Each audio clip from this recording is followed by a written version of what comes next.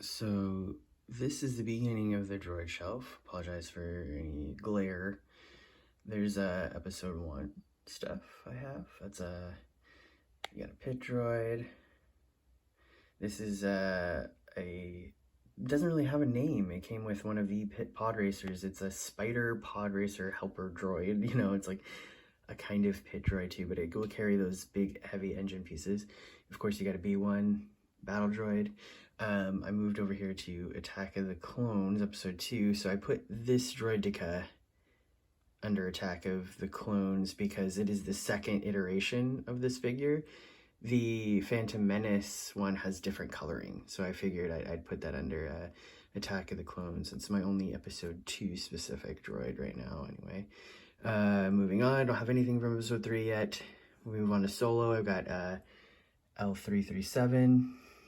Then Rogue One, K2SO, of course.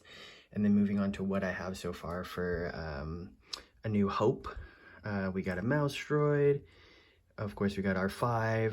We got that little Treadwell from the Jawa sale. And also that was on the Skywalker Homestead.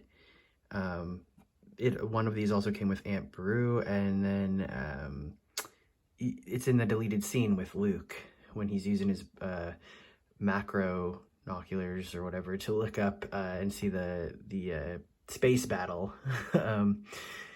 In that deleted scene when he goes to Tashi Station, he leaves this guy behind. So they're around the homestead for sure. But I have it there because I'm trying to collect everything that's in the Jawa sale scene. So I do have R5, I have the Treadwell, and I have, of course, this is a C-3PO from A New Hope.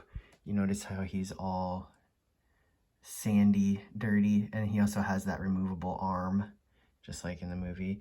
I put this R2. This isn't in a specific R2 from any scene, but this is a Power of the Force R2.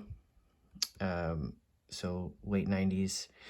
He comes with all these extra little things, and he is kind of dirty. You can kind of see. He's kind of weathered on the bottom a little bit, like he's sandy. So I thought that would be good for A New Hope. And then, of course, you got the R1 there. That's in the droid sale, too. And you can see in the background of a Tatooine a lot, Mos Eisley.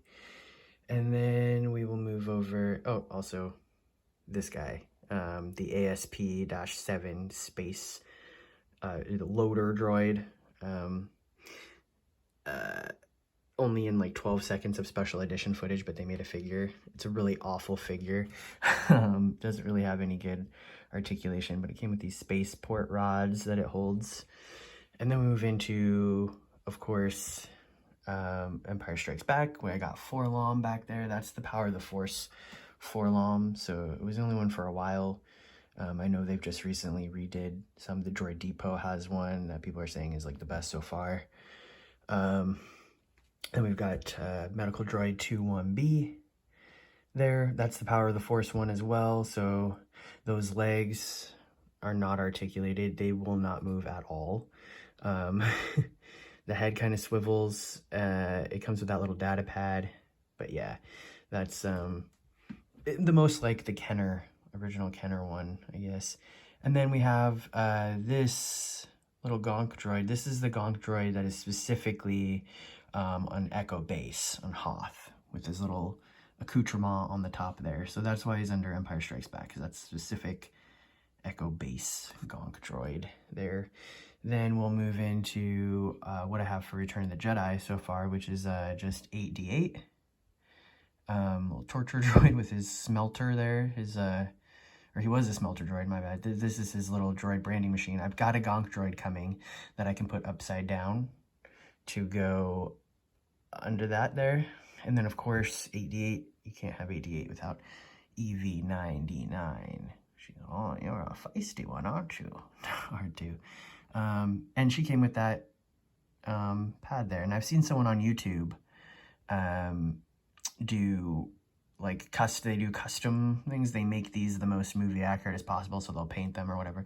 Somebody actually painted that stand and like gave it like readouts and stuff and made it actually look really cool. So I'm thinking about I might do that too. And then we move on to the sequel trilogy I've got so far is I've got a BB-8 and I've got BB9E, and I have in my hand, because it doesn't stand up very well, I have a Dio. The only problem is this Dio is actually a Black Series Dio, so it's in a 6-inch scale. If you'll notice, all of my droid figures are 3.75. Dio is actually the one that came with Rey, a Black Series Rey, because the only way to get a 3.75 Dio is through a big like Droid Depot Disney Park exclusive pack, a Rise of Skywalker pack, I believe. And I'm not going to pay $80 to $90 on the secondary market just for a Dio. So Dio's a little out of scale. He would be a little smaller than BB, but that'll do for now. That's fine. And if you notice down here, I just put up 2 new shelves because I have much more coming. I've got the Mustafar panning droid from episode 3. I've got what is considered the like best C-3PO put out in 3.75 line so far. One of the best is the episode 3 like vac metal looking C-3PO. So I have that coming to open. I've got the research droids from episode 2.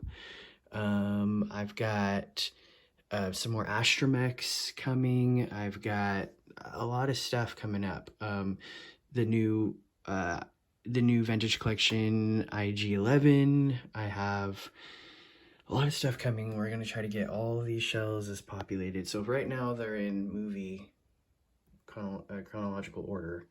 But, you know, that's the fun thing is I can mess around with them. I can put all the different types, protocols together, astromechs together, all these, you know, whatever I want to set it up. But come along with me. I will be opening them, adding them to the shelf. So if you like droids, you like figures, 3.75 scale specifically, let's try to get every single droid made.